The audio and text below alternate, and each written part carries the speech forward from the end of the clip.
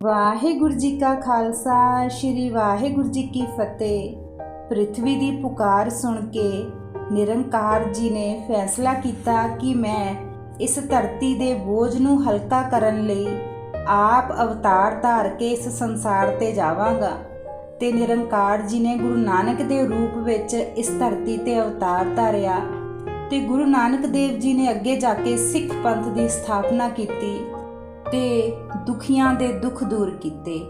ਰਾਮ ਨਾਰਾਇਣ ਬੇਦੀ ਖੱਤਰੀ ਹੋਇਆ ਹੈ, ਜਿਸ ਦਾ ਪੁੱਤਰ ਸ਼ਿਵਰਾਮ ਦਾਸ ਜੀ ਤੇ ਸ਼ਿਵਰਾਮ ਦਾਸ ਦਾ ਪੁੱਤਰ ਕਲਿਆਣ ਦਾਸ ਸੰਮਤ 1493 ਬਿਕਰਮੀ ਨੂੰ ਪੈਦਾ ਹੋਇਆ, ਜੋ ਕਿ ਤਲਵੰਡੀ ਵਾਲੇ ਹਾਕਮ ਰਾਏ ਭੁਲਾਰ ਦਾ ਅਹਲਕਾਰ ਸੀ।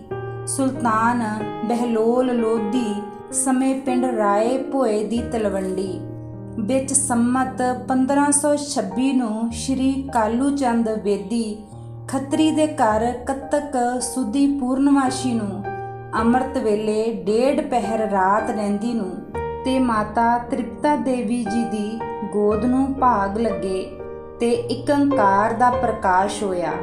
ਉਰਜ ਮਾਸ ਕੀ ਪੂਰਨਮਾਸ਼ੀ ਹਰ ਕੀਰਤ ਸੋ ਜੋਨ ਪ੍ਰਕਾਸ਼ੀ ਸੰਮਤ 9 ਖਟ ਸਹਿਜ ਸ਼ਵੀਸਾ ਪੋ ਅਵਤਾਰ ਪ੍ਰਗਟ ਜਗਦੀਸ਼ਾ ਭੈ ਅਚਾਨਕ ਸਵਨ ਉਸ਼ਾ ਬਿਨ ਕਾਰਨ ਮਨ ਲਖ ਨਾ ਸਖਾ ਤਰਾ ਆਕਾਸ਼ ਵਿਖੇ ਜੋ ਵਾਸੀ ਮੰਗਲ ਕਰੇ ਸਿਮਰ ਅਵਨਾਸੀ।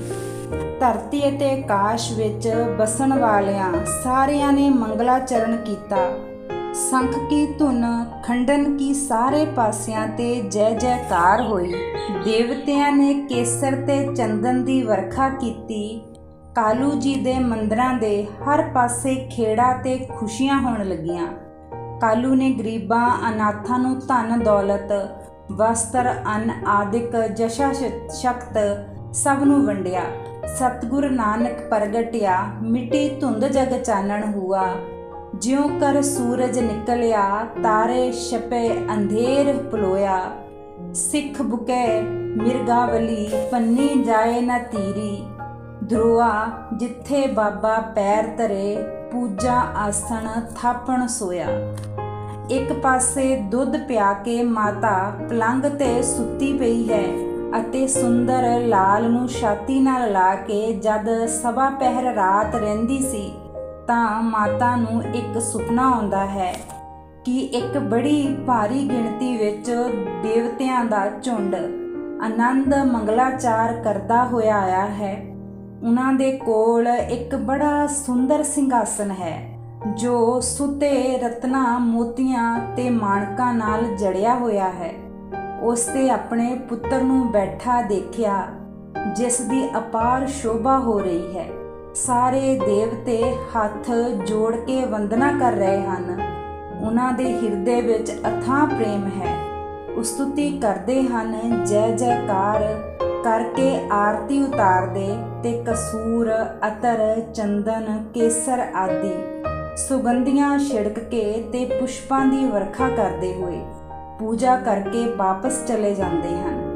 ਮਾਤਾ ਉਬੜਵਾਹੀ ਜਾਗੀ, ਦੇਖਿਆ ਤਾਂ ਪੁੱਤਰ ਪਲੰਗ ਉੱਤੇ ਨਹੀਂ, ਸਾਰੇ ਕਮਰੇ ਵਿੱਚ ਪੁਸ਼ਪ ਤੇ ਸੁਗੰਧੀ ਖਿਲਰੀ ਹੋਈ ਹੈ। ਜੋ ਕੁਝ ਸੁਪਨਾ ਵੇਖਿਆ ਸੀ ਉਹ ਕੁਝ ਉਹੀ ਹੈ। ਸੋਚਦੀ ਹੈ ਇਹ ਸੁਪਨਾ ਹੈ ਕਿ ਸਮਾਂ ਤੱਕ ਛੇਤੀ ਨਾਲ ਉੱਠੀ, ਵੇਖਿਆ ਤਾਂ ਪੰਘੂੜਾ ਛੱਤ ਨਾਲ ਟੰਗਿਆ ਹੋਇਆ ਹੈ, ਜਿਸ ਵਿੱਚ ਉਸਦਾ ਬਾਲ ਲਾਲ ਬੈਠਾ ਹੋਇਆ ਹੈ। ਗਲ ਵਿੱਚ ਸੁੱਚੇ ਹਾਰ ਪਏ ਹਨ।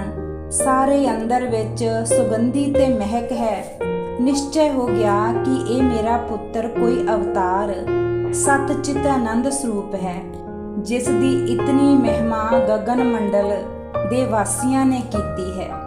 ਜਿਸਕੇ ਪਦ ਅਰਬਿੰਦ ਕੋ ਦਿਵ ਰੂਪ ਬਹੁ ਆਏ, ਕਰ ਆਪ ਚਿਤ ਪ੍ਰੀਤ ਸੋ ਬਾਰ ਬਾਰ ਸਿਰ ਨਿਆਏ। ਮੈਂ ਤਾਂ ਸੁਪਨੇ ਦੀ ਨਿਆਈ ਦੇਖਿਆ ਸੀ, ਇਹ ਤਾਂ ਸਭ ਕੁਝ ਪ੍ਰਤੱਖ ਪ੍ਰਗਟ ਸਾਹਮਣੇ ਹੈ। ਚਿੱਤ ਵਿੱਚ ਵਿਚਾਰਾਂ ਕਰਦੀ ਨੂੰ ਸੂਰਜ ਪ੍ਰਗਟ ਹੋ ਪਿਆ। ਮਹਾਰਾਜ ਮਾਤਾ ਦੇ ਹਿਰਦੇ ਦੀ ਜਾਣ ਗਏ ਤੇ ਇਸ ਨੂੰ ਛੁਪਾਉਣਾ ਯੋਗ ਸਮਝਿਆ। ਮਾਤਾ ਨੂੰ ਮੋਹ ਦੀ ਮਮਤਾ ਪਾ ਦਿੱਤੀ। ਕਿਹਾ, ਮਾਤਾ ਜੀ ਭੁੱਖ ਲੱਗੀ ਹੈ, ਮਾਂ ਨੂੰ ਰਾਤ ਦੀ ਵਿਚਾਰ ਸਾਰੀ ਭੁੱਲ ਗਈ। ਛੇਤੀ ਨਾਲ ਲਾਲ ਨੂੰ ਭੁੱਖ ਲੱਗੀ ਜਾਣ ਕੇ ਦੁੱਧ ਪਦਾਰਥ ਲੈ ਆਈ ਤੇ ਜਿਵੇਂ ਅੱਗੇ ਪੁੱਤਰ ਸਮਝਦੀ ਸੀ ਉਸੇ ਤਰ੍ਹਾਂ ਪੁੱਤ ਜਾਣਨ ਲੱਗ ਗਈ। ਉਹ ਪਰਮੇਸ਼ਰ ਅਵਤਾਰ ਵਾਲੀ ਸ਼ਰਧਾ ਬਣੀ, ਸਭ ਨਾਨਕ ਨੇ ਭੁਲਾ ਦਿੱਤੀ। ਬਾਲਕ ਨੇ ਜਨਮ ਸਮੇਂ ਪਿਤਾ ਕਾਲੂ ਨੇ ਬੜੀ ਖੁਸ਼ੀ ਕੀਤੀ, ਧਨ ਦੌਲਤ ਗਰੀਬਾਂ ਨੂੰ ਵੰਡਿਆ। ਪੰਡਤ ਹਰਦਿਆਲ ਨੂੰ ਬੁਲਾਇਆ, ਉਸਨੇ ਆ ਕੇ ਬਾਲ ਦੇ ਦਰਸ਼ਨ ਕੀਤੇ ਤਾਂ ਨਮਸਕਾਰ ਕੀਤੀ। ਬੱਚੇ ਦਾ ਜਨਮ ਨਾਮ ਨਾਨਕ ਰੱਖਿਆ। ਇਸੇ ਆਧਾਰ ਤੇ ਜਨਮ ਕੁੰਡਲੀ ਬਣਾਈ। ਜਦੋਂ ਕਾਲੂ ਜੀ ਨੂੰ ਦੱਸਿਆ ਤਾਂ ਉਹ ਕਹਿਣ ਲੱਗੇ, ਪੰਡਤ ਜੀ, ਕੋਈ ਸੋਹਣਾ ਜਿਹਾ ਨਾਮ ਰੱਖਣਾ ਸੀ, ਇਸ ਦੀ ਜਨਮ ਕੁੰਡਲੀ ਕੀ ਦੱਸਦੀ ਹੈ? ਪੰਡਤ ਜੀ ਕਹਿਣ ਲੱਗੇ, ਜਜਮਾਨ, ਇਸ ਤੋਂ ਹੋਰ ਚੰਗਾ ਨਾਂ ਇਹਨਾਂ ਜੋਗ ਨਹੀਂ। ਇਸ ਬਾਲਕ ਦੀ ਜਨਮ ਕੁੰਡਲੀ ਦੱਸਦੀ ਹੈ ਕਿ ਇਹ ਆਪ ਖੁਦਾ ਪਰਮੇਸ਼ਵਰ ਤੇਰੇ ਘਰ ਆਇਆ ਹੈ। ਸਾਰਾ ਸੰਸਾਰ ਇਸ ਦੀ ਪੂਜਾ ਕਰੇਗਾ। ਜੀਵ ਜੰਤ ਪਸ਼ੂ ਪਕਸ਼ੀ ਵੀ ਇਸ ਦੀ ਆਗਿਆ ਦਾ ਪਾਲਣ ਕਰਨਗੇ। ਨਾਨਕ ਦੇ ਅਰਥ ਹਨ ਜਿਸ ਪੁਰਖ ਨੂੰ ਕਦੇ ਦੁੱਖ ਨਹੀਂ ਹੈ। ਨਾਨਕ ਦੇ ਅਰਥ ਭਾਈ ਸਾਹਿਬ ਭਾਈ ਸੰਤੋਖ ਸਿੰਘ ਜੀ ਨੇ ਵੀ ਨਾਨਕ ਦੇ ਸੰਬੰਧ ਵਿੱਚ ਕਥਿਤ ਸ਼ਬਦ ਲਿਖੇ ਹਨ। ਭਾਵ ਪਹਿਲਾ ਜੋ ਨੰਨਾ ਅੱਖਰ ਹੈ, ਵਿਆਕਰਣ ਦੇ ਅੱਖਰ ਕੋਸ਼ ਦੀ ਰੀਤੀ ਅਨੁਸਾਰ ਨੰਨਾ ਦਾ ਅਰਥ ਪੁਰਖ ਹੈ। ਪਹਿਲੇ ਨੰਨੇ ਤੇ ਕੰਨੇ ਨੂੰ ਐੜਾ ਸਮਝੋ, ਇਉਂ ਅਨਕ ਪਦ ਵੱਧ ਗਿਆ। ਇਸ ਦਾ ਪਦ ਵਿੱਚ ਆਏ ਨੰਨੇ ਵਿੱਚ ਦੂਜਾ ਐੜਾ ਹੈ, ਇਸ ਲਈ ਦੋ ਪਦ ਬਣ ਗਏ। ਅਨ ਅਕ, ਅਕ ਦਾ ਅਰਥ ਹੈ ਦੁੱਖ, ਅਨ ਦਾ ਅਰਥ ਹੈ ਨਹੀਂ। ਜਿਸ ਪੁਰਖ ਨੂੰ ਦੁੱਖ ਨਹੀਂ, ਜੋ ਸਦਾ ਆਨੰਦ ਸਰੂਪ ਹੈ, ਉਹ ਨਾਨਕ ਹੈ। ਬਾਲ ਨਾਨਕ ਬਚਪਨ ਦੇ ਕੌਤਕ ਕਰਦੇ। ਕੁਛ ਵੱਡੇ ਹੋਏ ਤਾਂ ਪਿਤਾ ਮਹਿਤਾ ਕਾਲੂ ਜੀ ਨੇ ਸੋਚਿਆ, ਬੱਚੇ ਨੂੰ ਪੜ੍ਹਨੇ ਪਾ ਦਈਏ, ਕੁਝ ਪੜ੍ਹ ਲਿਖ ਕੇ ਸਿਆਣਾ ਹੋ ਜਾਵੇਗਾ, ਕਾਰ ਵਿਹਾਰ ਵਿੱਚ ਸੁੱਖ ਹੋ ਜਾਵੇਗਾ।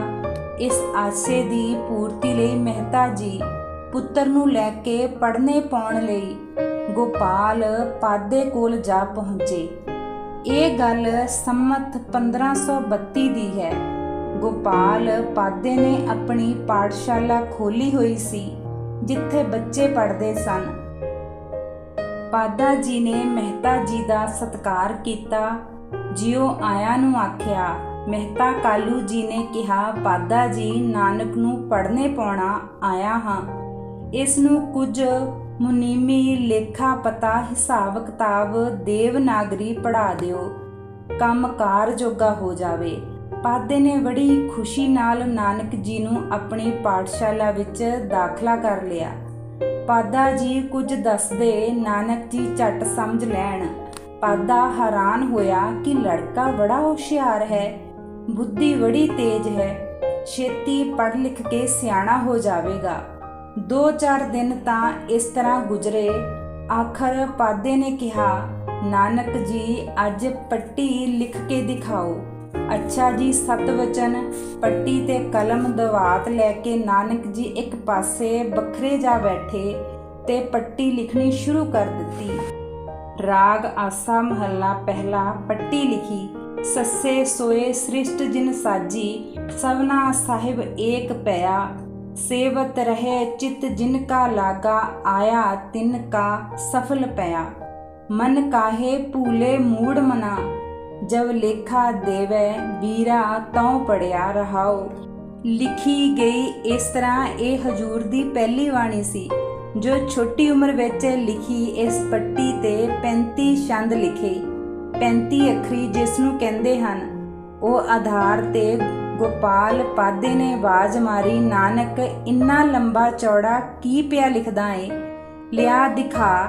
ਨਾਨਕ ਜੀ ਜਦ ਪੱਟੀ ਲਿਖੀ ਦੇਖੀ, ਪਾਦਾ ਮੂੰਹ ਵੱਲ ਵੇਖਣ ਲੱਗ ਪਿਆ।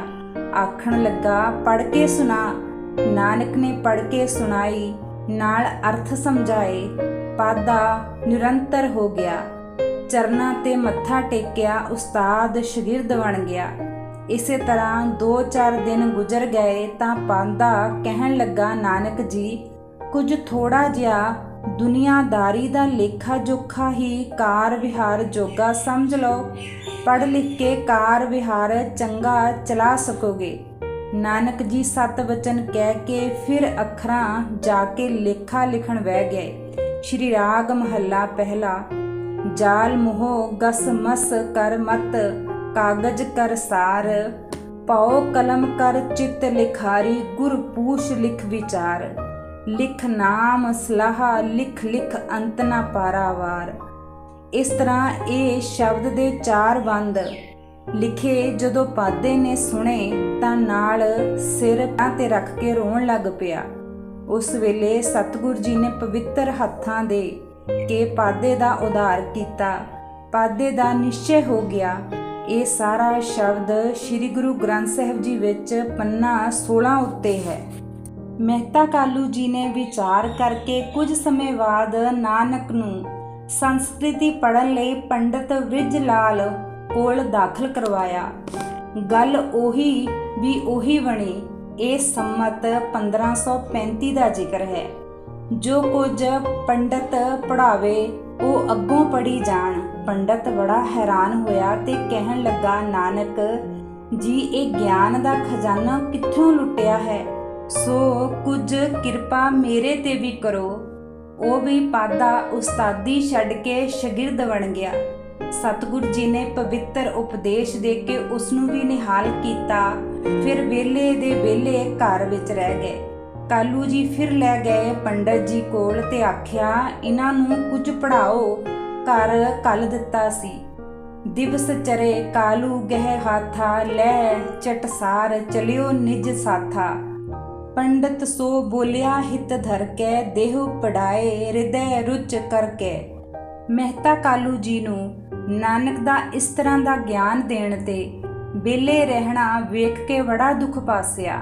ਇੱਕੋ ਇੱਕ ਪੁੱਤਰ ਹੈ, ਪੜ੍ਹਦਾ ਲਿਖਦਾ ਨਹੀਂ, ਵਿਹਲਾ ਰਹਿ ਕੇ ਖੁਸ਼ ਹੈ, ਸਾਰਾ ਦਿਨ ਗਿਆਨ ਘੋਟਦਾ ਰਹਿੰਦਾ ਹੈ। ਗ੍ਰਸਤੀਆਂ ਵਾਲੀ ਪੜ੍ਹਾਈ ਵੱਲ ਇਹਦਾ ਧਿਆਨ ਕੋਈ ਨਹੀਂ। ਕਿਤੇ ਚੌੜ ਚਾਨਣ ਸਾਧਨਾ ਹੋ ਜਾਵੇ। ਰਾਏ ਭੁਲਾਰ ਨਾਲ ਗੱਲਬਾਤ ਕੀਤੀ, ਆਪਣਾ ਦੁੱਖ ਫਰੋਲਿਆ। ਉਸਨੇ ਆਪਣੀ ਰਾਏ ਦਿੱਤੀ ਕਿ ਨਾਨਕ ਨੂੰ ਕੁਝ ਫਾਰਸੀ ਪੜ੍ਹਾ ਦਿਓ, ਸਿਆਣਾ ਹੋ ਜਾਵੇਗਾ, ਤੁਹਾਡੀ ਥਾਂ ਸੰਭਾਲਣ ਵਾਲਾ ਬਣ ਜਾਵੇਗਾ, ਭਾਵ ਪਟਵਾਰੀ ਜਾਂ ਮੇਰਾ ਮੁਖਤਿਆਰ ਬਣ ਜਾਵੇਗਾ। ਇਹ ਸੋਚ ਮਹਿਤਾ ਜੀ ਦੂਜੇ ਦਿਨ ਨਾਨਕ ਨੂੰ ਮੌਲਵੀ ਕੁਤਬਦੀਨ ਕੋਲ ਲੈ ਗਏ ਫਾਰਸੀ ਪੜ੍ਹਨ ਲਈ।